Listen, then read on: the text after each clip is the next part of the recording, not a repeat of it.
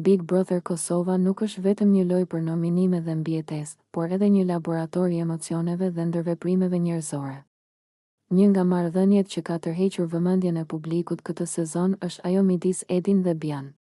Kjo lidhje nuk është thjesht romantike apo emocionale, por është pjesë e një loje komplekse psikologjike, ku secili përdor humorin, komunikimin dhe shakat për të testuar reagimet e tjetrit dhe për të krijuar një lidhje strategjike brenda shtëpisë.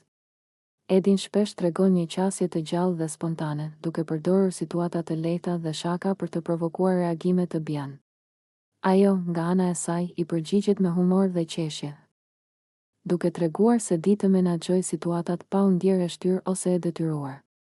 Kjo ndërveprim tregon një nivel të lartë inteligjencë sociale, secili po vlerëson dhe kupton reagimet e tjetrit dhe po ndërton një dinamikë që mund t'i shërbejë në lojë dhe në mbijetesë emocionale.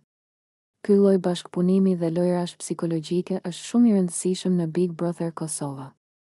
Ai ndihmon banorët të krijojnë aleanca, të fitojnë mbështetje nga të tjerët dhe të tregojnë publikisht se janë të aftë të menaxhojnë emocione dhe situata konfliktuale.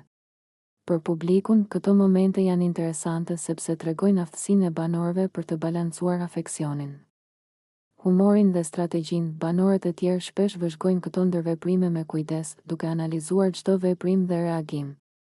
Lidhjet midis Edin dhe Bian ndikojnë jo vetëm tek ata vetë, por edhe tek dinamika e përgjithshme e shtëpisë. Ato mund të ndikojnë në mënyrën se si formohen grupimet, si zhvillohen konfliktet dhe si mendojnë banorët për aleancat e mundshme.